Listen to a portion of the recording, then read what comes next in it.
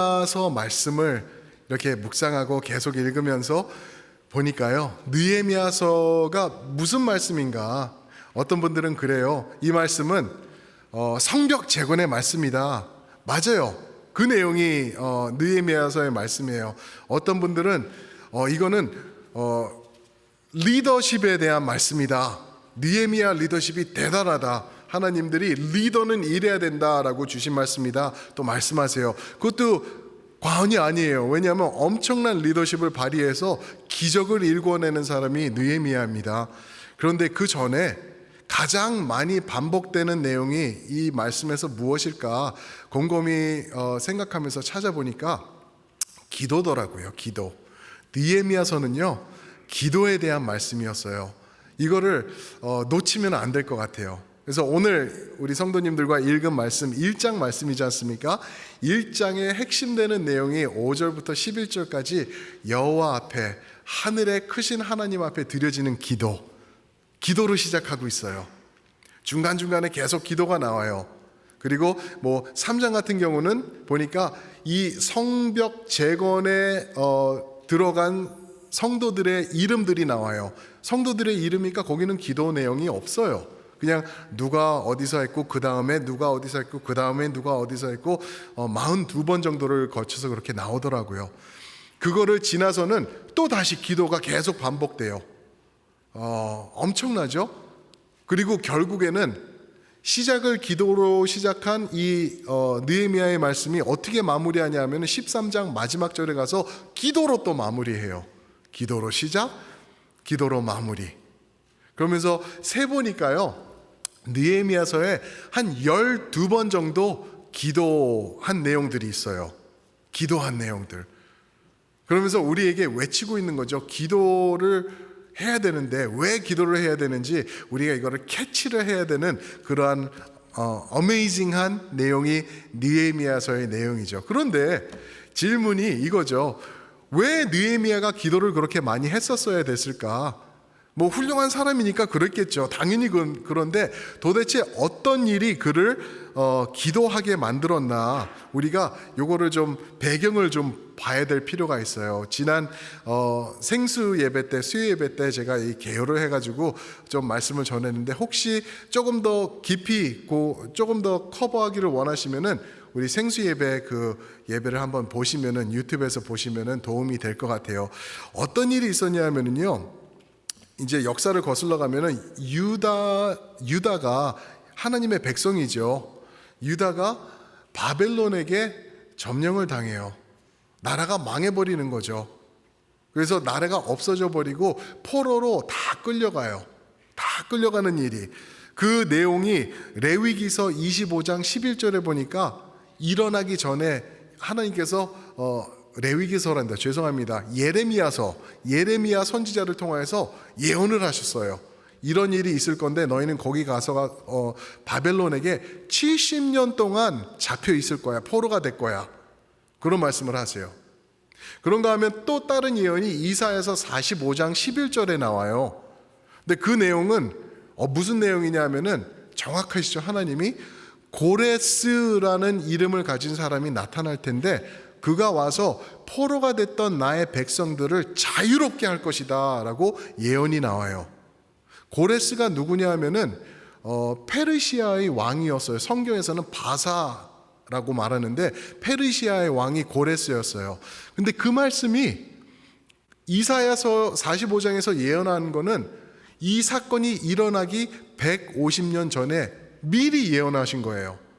어느 정도까지? 이름까지 정확하게 고레스, 영어로는 사이러스라는 그 사람이 올 텐데 그가 자유케 하리라.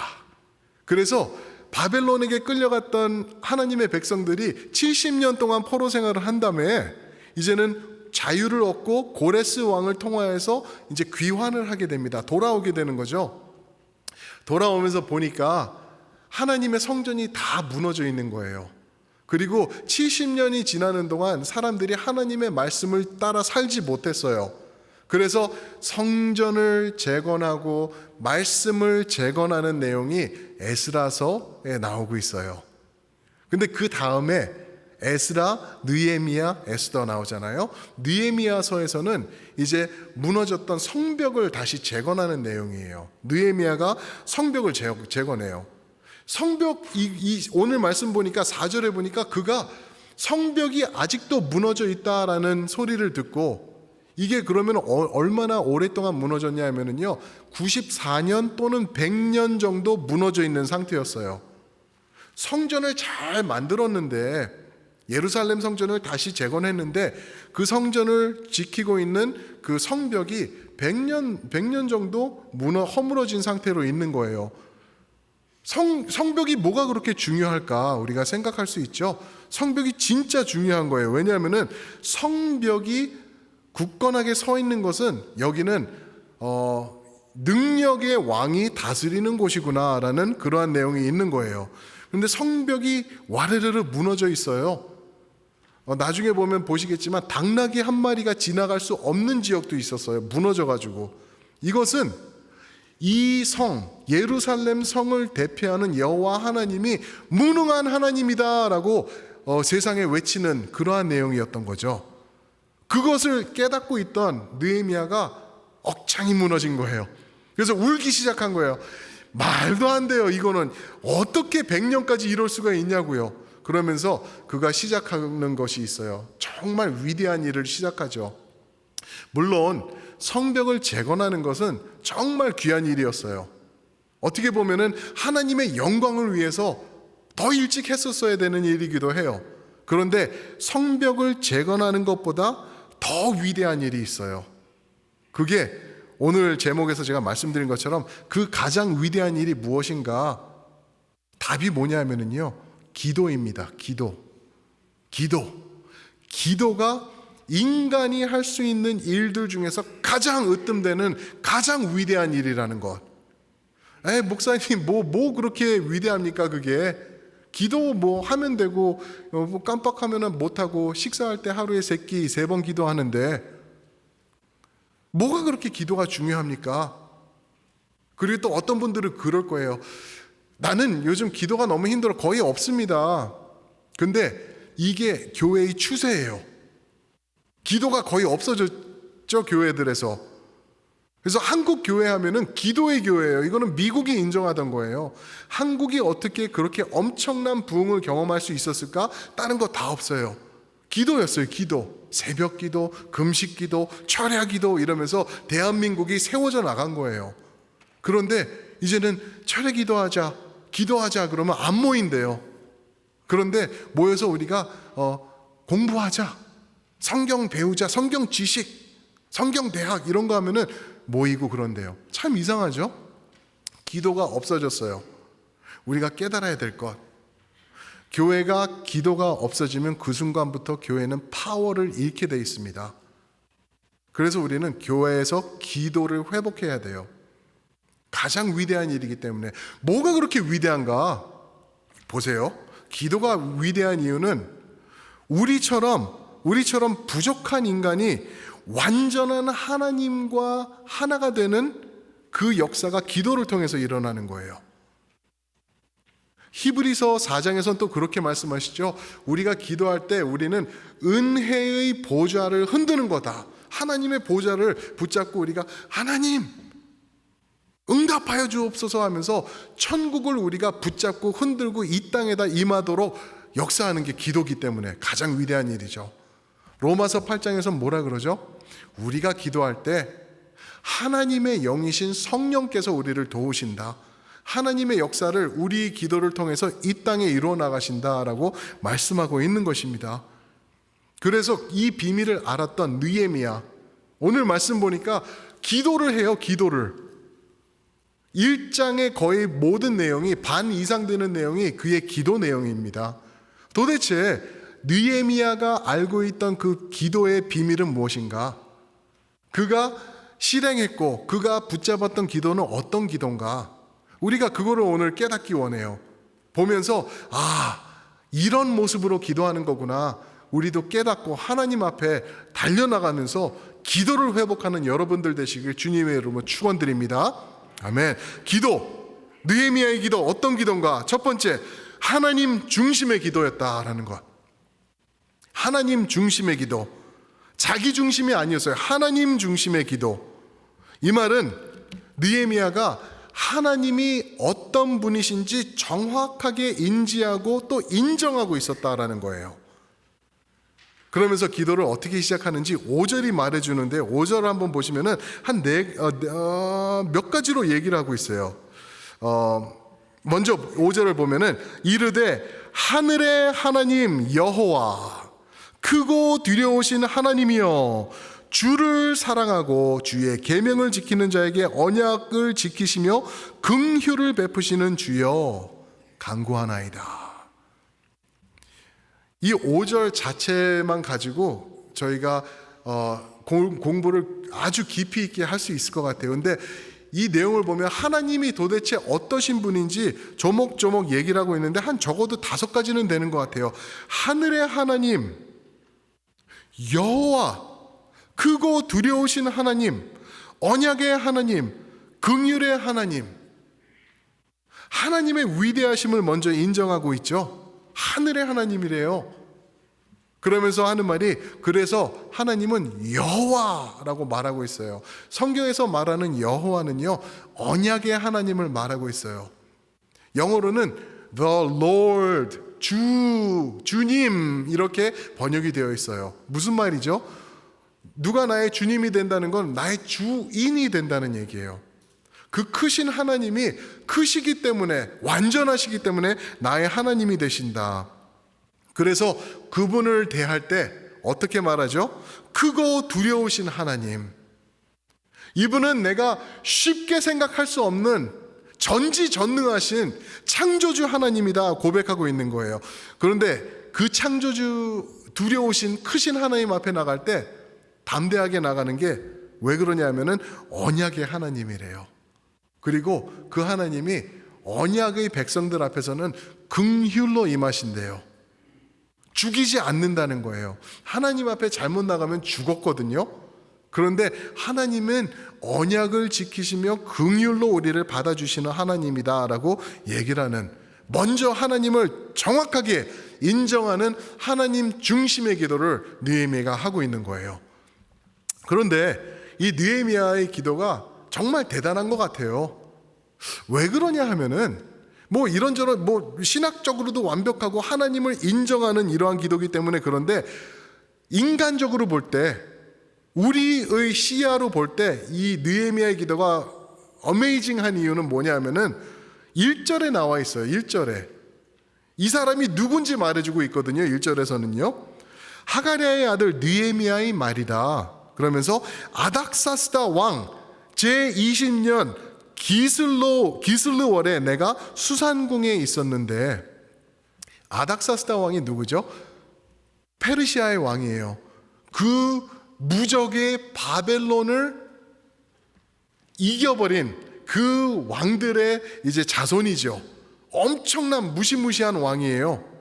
그런데 그가 느헤미야가 그 아닥사스다 왕의 겨울 궁전이라고 하죠. 수산 궁전이에요. 겨울에 여기서 시간을 보내던데 거기에 자리 잡고 있는 거예요. 왕의 집, 그 안에 있었던 어떻게 보면은 능력자 느헤미야라는 거죠. 그런 그가 기도를 하는 거예요. 또 느헤미야의 그 왕을 어떤 면으로 섬겼다라고 하는 건 아시죠? 그죠? 그가 뭐 하던 사람이죠? 술관원. 내가 술관원이 됐었어야 하는데 그런 분 계시나요? 술관원 하면은 그냥 한 잔 마시고 왕 괜찮네요 드세요 이러는 게 아니었어요.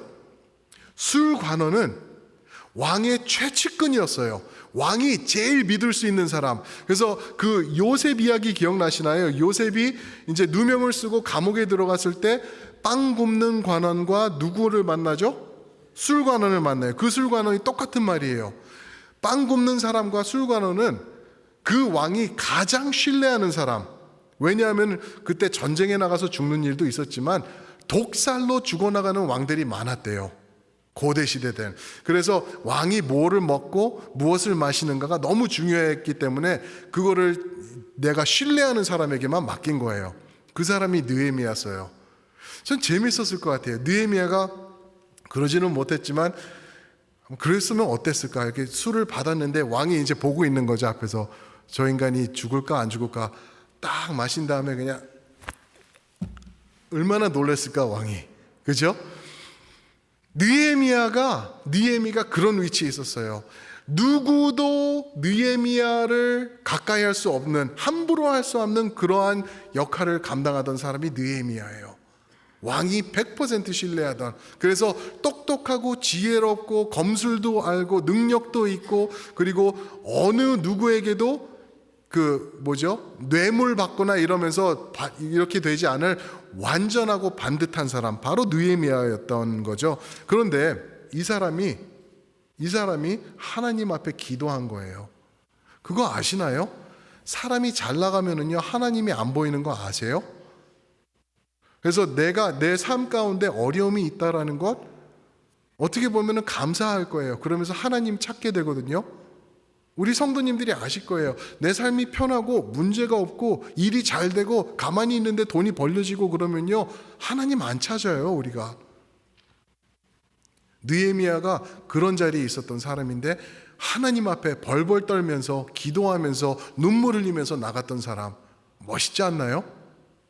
이번 주에 제가 여기 한 어른 목사님을 만나서 교제를 했어요. 같이 이야기도 듣고 말씀도 듣고 식사도 하고 그랬는데, 그분이 중요한 말씀 많이 해주시고 그랬는데, 한 가지 말씀해 주시는 게 아직도 제 머리에 울리고 있는 게 뭐냐면 이런 말씀하시더라고요. 사람은 누구든지 완장을 채워주면은 그 사람은 변하게 돼 있다. 동의하시나요? 아멘이에요. 아멘 정도가. 완장을 차면은 사람이 변한대요. 그리고 이렇구나, 그렇구나. 그러니까 이 사람이 어떤 위치에 올라가면은 예전에는 안 그랬던 사람인데 이 사람이 변한대요. 그리고 정말 조심해야 된다라고 하는데, 변함없던 사람이 바로 느헤미야라는 거죠. 그러면서 그가 기도하는데 제일 첫 마디로 나온 게 뭐죠? 하늘의 하나님, 하늘의 하나님이라고 기도를 해요. 하늘의 하나님. 무슨 내용이 들어있는 건지 아시죠? 페르시아를 비롯해서 페르시아가 이겨버린 바벨론 보면은 우상이 득실득실했던 거예요. 이 땅에 있는 우상들, 바위 우상, 폭포가 내려가는데 너무나 멋있으니까 폭포 우상, 그죠? 오래된 바위, 나무, 달, 별, 해, 이런 것들을 우상을 삼았는데 아니라는 거예요. 오직 여호와 하나님은 하늘의 하나님, 천지를 주관하시는 하나님이다라고 인정하고 있는 거죠. 이 기도가 예수님이 가르쳐 준 기도, 그걸 우리는 무슨 기도문이라 그러죠? 주기도문이라 그래요. 주기도문에서 예수님이 가르쳐 주신 내용과 동일한 것 같아요. 주기도문이 어떻게 시작하죠? 마태복음 6장에 보시면은 하늘에 계신 우리 아버지, 하나님의 크심을, 그분을 인정하면서 그분 중심으로 기도를 하고 있는 게 바로 느헤미야가 또 하는 기도라는 것을 볼 수 있죠. 그러면 이제 요쯤 돼가지고 우리 성도님들이 질문이 드실 거예요. 그럼 내 기도가 잘못된 기도였구나. 나는 하나님 중심이 아니라 나 중심으로 기도하고 있는데 잘못된 기도였구나. 아니에요. 잘하시는 기도예요. 계속 하실 기도예요. 빌립보서 뭐라 그러죠? 4장 6절에서는 어떻게 말씀하시죠? 아무것도 염려하지 말고 오직 기도와 간구로, 무엇을 가지고? 감사함을 가지고 너의 구할 것을 하나님께 아뢰라. 잘하고 계시는 거예요. 자녀들 위해서 기도하셔야 돼요. 사업 위해서 기도하셔야 돼요. 건강 위해서 꼭 기도하시고 우리 교회 위해서 기도해 주셔야 돼요. 그런데 꼭 그 배 위에 기억하셔야 될 게 뭐냐면은, 도대체 어떤 분이 나의 이 모든 기도를 듣고 계시나를 기억해야 되는 거예요. 어느 하나님? 나의 주관자 되시는 여호와 하나님인데, 하늘의 하나님, 그분을 인정하는 기도. 이게 바로 느헤미야의 기도였어요. 그런 기도로 나가시길 축원드립니다. 아멘. 그런가 하면은 두 번째로 느헤미야의 기도를 보면은 죄를 인정하는 기도를 하고 있어요. 자기 죄를 인정해요. 그런데 이게 좀 이상한 게 느헤미야서를 제가 이렇게 앞뒤로 읽어보고 그래도 이 사람의 죄가 나오지 않아요. 죄가 전혀 나오지 않아요. 그런데 이 사람이 느헤미야가 자기 죄를 다른 사람들의 죄를 자기 죄로 취급을 하고 있더라고요. 6절 말씀 한번 보실까요? 누구 죄를 자기 거로 만든지. 6절, 이제 종이 주의 종들인 이스라엘 자손을 위하여 주야로 기도하오며 우리 이스라엘 자손이 주께 범죄한 죄들을 자복하오니. 누구의 죄요? 이스라엘 백성들의 죄를 내가 그거를 자복합니다. 솔직히 이런 내용이 나는 안 그랬지만 내가 기도합니다. 내가 자복합니다. 우리 조상들인데 조상들이 죄질 때 나는 태어나지도 않았었지만 내 것으로 내가 삼으면서 내가 회개 기도합니다라고 기도하고 있는 거예요. 느헤미야는요 우리 자녀들과 같은 모습이에요. 2세 또는 3세예요. 이 사람은 바벨론에서 그리고 또 이제 나중에는 페르시아의 정권 안에서 태어난 사람이에요. 이스라엘에서 난 사람이 아니에요. 제가 제 자신을 보면은요, 조금 부족한 게 아니라 많이 부족하죠. 우리 북한을 위해서 기도해야 된다. 그렇죠? 북한 기도 저 하거든요. 그런데 그런 간절함 갖고 기도하지 않아요. 저희 부모님들 세대를 보면은 눈물 흘리면서 우리 북한에 있는 우리 한국 사람들을 위해서 기도를 하고 북한이 빨리 문이 열리게 통일되게 해주세요 기도하는데 저는 솔직히 그런 뜨거운 마음이 솔직히 말씀드려서 북한에 대한 마음이 그렇게 많지 않아요. 그냥 하나님 그 불쌍한 사람들 주님 이끌어 주시고 그들 주님 만나게 도와주세요. 그리고 우리 기도 제목 나올 때 북한 크로스 선교 또 우리 한겨레 선교 이런 거 할 때 그때만 기도하지 뭐 특별히 그렇지 않아요. 느헤미야는 달랐어요. 자기가 가보지도 않은 건데 자기 조상들이 벌써 70년, 80년 전에 100년 전에 죄진 거를 이제 자기 죄로 고백하고 있는 거예요. 하나님 눈물 흘리며 기도하오니 나의 죄를 우리 조상의 죄를 사하여 주옵소서라고 자기 죄로 감당하면서 나가고 있는 거예요. 이 모습을 보면서 야, 참 우리가 배워야 되겠다. 나는 기도를 이렇게 못하는데 그러면서 우리는 기도하면서 어디까지 가는지 아세요? 남을 탓하고 기도하지 않나요? 하나님 저 왼수가 그랬는데 하나님 저 집사가 그랬는데 깨닫게 해주시옵소서. 어떻게 보면 지금 이 순간도 하나님 저 권사가 이 말씀을 듣고 회개해야 되는데 나한테 적용하기보다는 남에게 적용시키는 게 먼저 아닌가요? 우리 그런 모습들이 있어요. 그런데 이게 우리 가운데 예전부터 있었던 거예요. 우리 조상의 조상 계속 올라가서 아담과 하와부터 시작된 거 아닌가요? 어떻게 하죠? 그 선악과를 먹은 다음에 뱀이 시켰대요. 뱀이 그러라 그랬어요. 그리고 너는 왜 그랬으니까 하나님이 주신 그 여자 통해서 내가 먹었습니다. 무슨 말이죠? 하나님 왜 그러셨어요? 왜 그 여자 줘가지고 내가 죄 짓게 합니까? 하나님에게까지 우리의 죄를 전가시키는 그러한 악한 모습이 우리에게 있는데 느헤미야는 달랐다는 거죠. 하나님 우리 조상의 죄 내가 자복합니다. 나의 것입니다. 용서하여 주옵소서 하면서 기도하고 나가고 있어요. 7절에 보면은 영어로 한국말로는 안 나와 있는 것 같아요. 영어로 보면 we라는 단어를 쓰고 있어요. 우리의 죄입니다라고 우리를 얘기를 하고 있죠. 저는 이런 느헤미야의 모습을 보면서 야 느헤미야 이게 예수님의 모습이구나라고 싶었어요. 예수님의 모습. 예수님은 어떠셨죠? 죄가 없으시지만 모든 죄를 감당하신 예수님이에요. 느헤미야는 직접적으로 죄를 짓지 않았지만 하나님 이건 내가 감당하겠습니다 하고 눈물 흘리면서 하나님 앞에 간구하며 나가는 그런 예수님을 닮은 모습 느헤미야에서 비추고 있는 것입니다. 이것도 이런 느헤미야의 기도도 보면 주기도문에 나와 있는 내용 아닌가요? 나중에 한번 마태복음 6장 가서 그거 한번 읽어보세요. 12절에 보시면은 우리에게 죄진 자를 사한 것 같이 어떻게 해요? 우리 죄를 사하여 주옵시고. 무슨 말이죠? 인정하는 거예요. 주기도문에서는 주님, 죄 있습니다. 이 죄, 우리의 죄 사하여 주옵소서. 우리도 용서할 테니 우리를 용서해 주세요 라고 고백하고 있는 것이죠. 예수님이 우리에게 가르쳐 준 기도, 예수님 오시기 400년 전에 느헤미야가 이미 하고 있는 것입니다.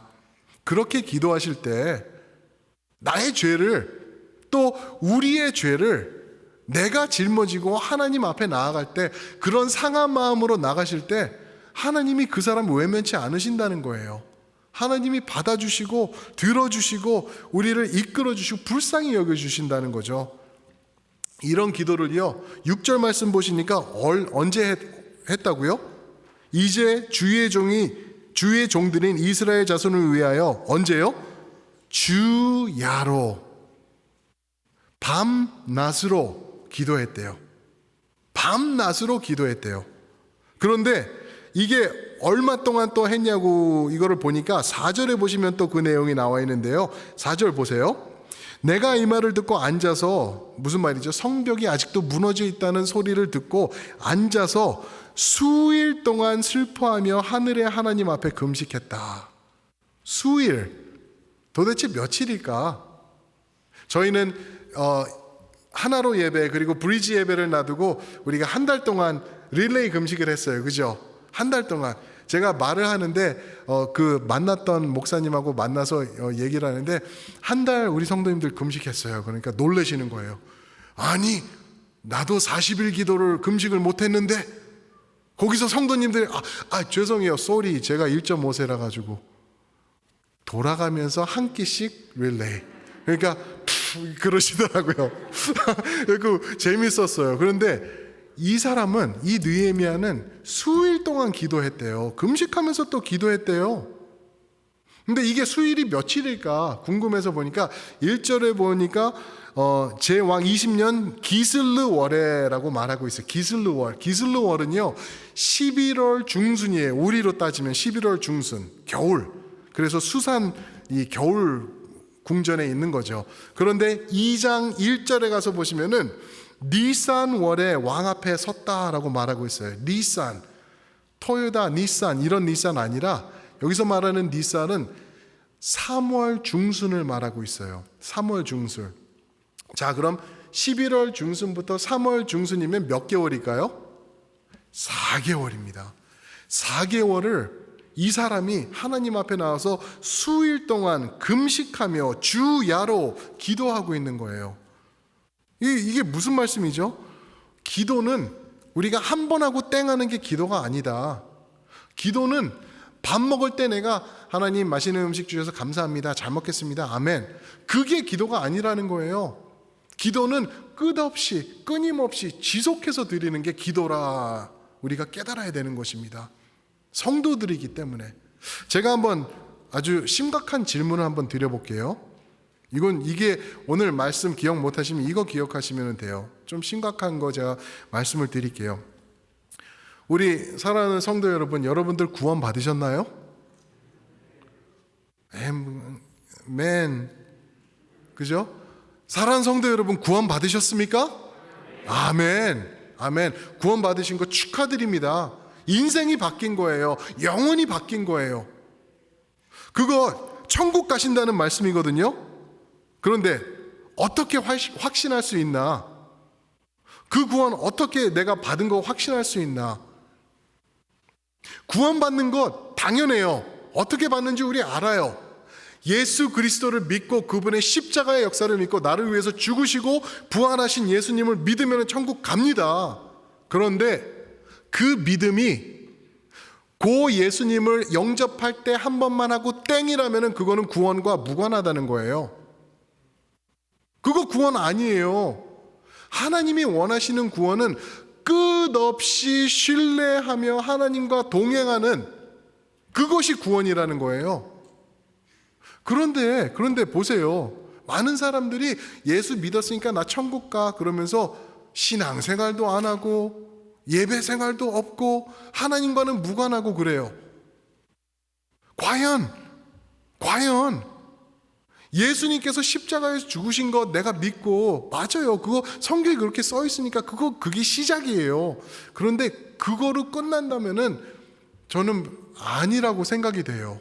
사랑하는 성도 여러분, 그러면은 여러분들과 제가 확실하게 구원받았다는 증거가 무엇일까? 물론 하나님의 말씀, 당연하죠. 여기 기록된 거 불변하신 하나님의 말씀에 기록되어 있기 때문에 이거 신뢰하면서 나가는 거예요. 그런데 우리 삶에서 드러날 수 있는 것, 증표가 하나 더 있어요. 영어로는 예수님을 믿는다는 것을 believe 또는 trust라고 말하죠. 우리가 예수님을 believe하고 믿고 trust하고 신뢰한다는 가장 큰 명확한 사인이 무엇일까? 가장 큰 우리의 구원의 증거가 무엇일까? 뭔지 아세요? 기도입니다. 기도하는 것 뭔지 아시냐고요? 기도는 하나님을 신뢰하는 거예요. 하나님 지금 눈에 보이지 않아요. 이 상황 말도 안 되게 이럴 수가 없어요. 그래서 나는 하나님을 신뢰하고 하나님께 기도하겠습니다. 기도하는 사람, 그 사람 구원 확실합니다. 그런데 일이 힘들고 아무리 뭐가 있고 그래도 어려운 일들이 있고 그래도 기도 안 하는 사람이요, 그거 다른 말로 하면 뭔지 아세요? 하나님 신뢰 안 하는 거예요. 하나님 필요 없다는 거 아닌가요? 이해가 되시죠? 그죠? 그래서 사랑하는 성도 여러분, 기도하셔야 되는 이유가 거기 있는 거예요. 하나님, 오늘도 하나님 없으면 나는 살 수 없습니다. 오늘 하루를 시작할 때인데 이 세상 나이 연약한 것 갖고 나는 할 수 없습니다. 하나님, 그래서 기도합니다. 나 좀 붙잡아 주세요. 하나님 잡아주시지 않으시면 나는 못 살아요. 그게 성도의 모습 아닌가요? 그러한 기도, 하나님을 신뢰하는 모습으로 우리가 나가야 되는 것입니다. 잘 들어보세요. 참 성도의 삶은 죄 없는 삶이 아니라 참 성도의 삶은 기도 있는 삶입니다. 다시 말씀드릴게요. 진짜 성도의 삶은 죄 없는 삶이 아니라 진짜 성도의 삶은 기도가 있는 삶이에요. 하나님이 동행하시는 거예요. 하나님을 여러분들은 신뢰하시는 거예요.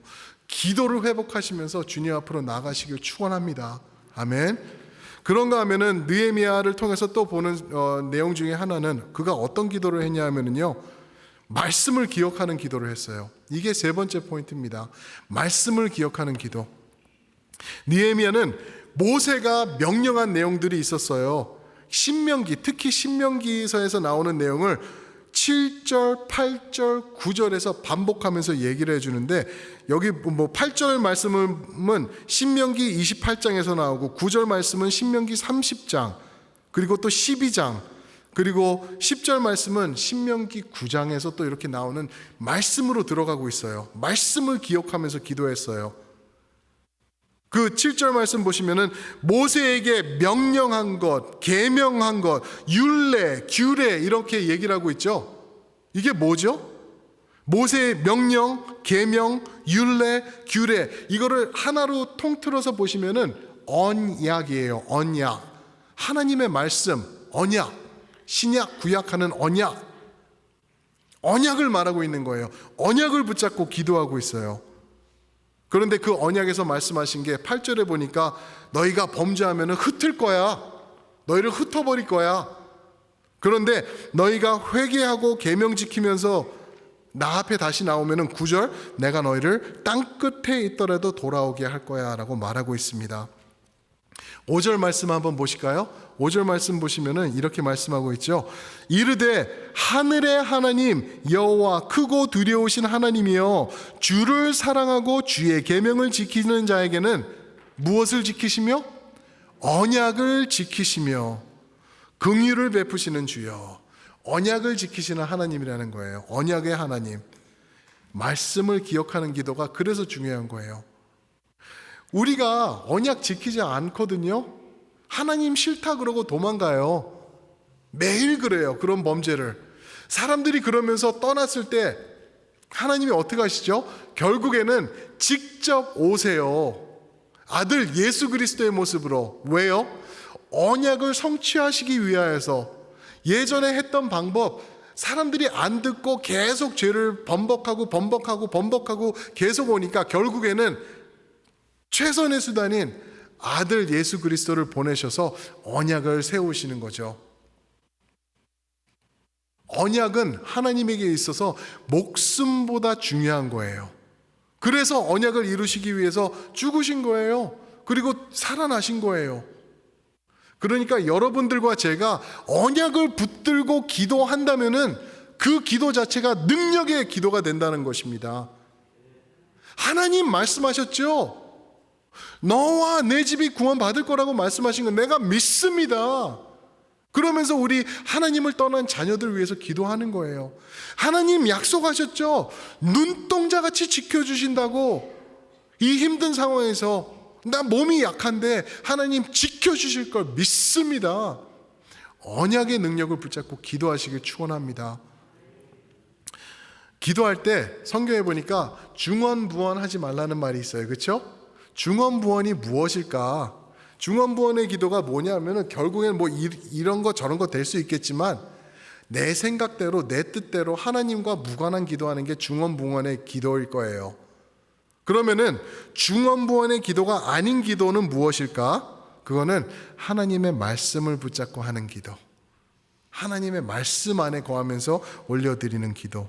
이것 또한 주기도문에 또 나오고 있어요. 지금 느헤미야의 모습이 계속 주기도문에서 주님 가르쳐 주신 기도에서 나오고 있는데 마태복음 6장 10절에 보니까 예수님이 이렇게 기도하라고 하시죠. 하나님의 나라가 임하옵시며 하나님의 뜻이 어디서요? 하늘에서 이루어진 것처럼 땅에서도 이루어지게 하소서. 그렇게 기도하래요. 중언부언 말고 하나님의 뜻. 하나님의 뜻이 무엇일까요? 하늘의 뜻이 무엇일까요? 언약이에요. 언약. 하나님이 그토록 원하시는 게 뭐냐고요? 그 사람이 무엇을 위해서 목숨을 버리나 그거를 보면은 그 사람에게 중요한 게 나타나지 않나요? 어떤 사람들은 정치를 위해서, 어떤 사람들은 올바른 것을 위해서 뭐 이러면서 죽기도 하고 그러잖아요. 하나님은 무엇 때문에 목숨을 내려놓으셨을까? 언약. 그 언약을 붙잡고 기도하라는 거예요. 하나님의 뜻. 많은 사람들이, 우리 성도님들도 많이 계시고 저희 부모님도 똑같아요. 아메리칸 드림을 이루기 위해서 미국 오셨잖아요. 그죠? 아메리칸 드림. 잘 이루시고 계시나요? 아메리칸 드림이 무엇일까? 잘 먹고 잘 사는 거, 떵떵거리는 거 맞아요. 그런데 아메리칸 드림을 이루시는 과정에서 하나님이 함께 하시지 않는다면은 그 드림은 악몽이 될 거라는 거예요. 하나님이 없으신 곳은 지옥이라 그러거든요. 아메리칸 드림 가운데 하나님을 인바이트 하시길 축원드립니다. 하나님 오셔서 하나님 중심으로 먼저 하나님을 찾으실 때 나머지 것 하나님이 알아서 해주시는 거예요. 우리가 그 자리까지 나가야 돼요. 하나님의 나라지 아메리카 나라가 아니라는 거예요. 그래서 그분 중심으로 나갈 때 우리는 그 찬송가처럼 뭐라 그러죠? 그 어디나 어디요? 하늘나라. 음이 틀려서 그렇지 귀한 찬송가예요. 그 어디나 하늘나라. 그 어디나 내가 지금 있는 이곳 쉽지 않아요. 무서워요. 위험해요. 그리고 아무 소망도 안 보여요. 그러나 이곳이 하늘나라인 것. 왜? 하나님의 언약을 붙잡고 기도하는 내가 있기 때문에, 하나님이 나와 함께 하시기 때문에 그렇게 되실 줄 믿습니다. 1장이 이제 마무리를 할 텐데 1장이 어떻게 마무리되는지 11절 한번 보실래요? 11절 말씀. 이제 응답해 주세요 그러고 있어요. 결국엔 응답해 주셔서 은혜 주세요 그러면서 맨 마지막 절에 보세요. 뭐라 그러죠? 자기에 대해서 뭐라 그러죠? 그때에 내가 왕의 술관원이 되었느니라. 멋있지 않나요? 저는 이게 성경에 나오는 많은 멋있는 모습 중에 탑5에 들 것 같아요. 왜 그러냐 하면은 술관원이었다는 것은 이 사람이 능력자라 받았다는 거죠. 아까 말씀드린 대로 왕에게 신임을 받은 사람이에요. 모든 능력을 가지고 있던 사람이에요. 능력, 권력, 영향력 이런 거를 다 가지고 있던 사람인데 그런 거 다 내려놓고 이 사람이 한 게 뭐예요? 기도. 가장 위대한 일을 한 거예요. 그리고 기도를 4개월 동안 한 다음에 그 다음에 고백하는 게 그때에 내가 왕의 술관원이었다. 너무 멋있는 것 같아요. 하나님을 의지하겠습니다. 내가 내 힘으로도 하면은 할 수 있을 것 같아요. 정치적인 발언을 하면서 왕에게 알랑방구 끼고 이렇게 하고 저렇게 하고 그러면은 더 잘할 수 있을 것 같아요. 그러나 그러지 않고 하나님을 의지하고 기도를 통해서 내가 하나님의 뜻에 동참하겠습니다. 그거를 다 이룬 다음에 그때에 내가 잘 나가는 술관원이었더라. 나는 아무것도 아니라고 고백하고 있는 것입니다. 사랑하는 성도 여러분, 어떠한 완장을 차고 계시나요? 세상에서 인정하시나요? 여러분들을? 사람들이 대단한 사람이에요. 저분 완장 봐. 완장은 종아리에다도 차고 있을 정도로 대단한 사람이야. 그러던가요? 그렇더라도 만약에 그게 사실이더라도 하나님을 의지하면서 하나님을 신뢰하면서 나가는 기도의 사람, 그런 위대한 사람들이 되시길 축원드립니다. 그게 성도의 참된 모습이에요. 어떤 기도요? 하나님 중심의 기도, 내 죄를 자복하는 기도, 그리고 하나님의 말씀을 기억하는 기도, 그런 기도 하시길 축원드립니다. 아멘. 우리 찬양팀 나오시고 우리 그 자리에서 한번 일어나셔서 우리 전우자우분들에게 한번 이렇게 해주세요. 기도합시다. 조용하게 우리 기도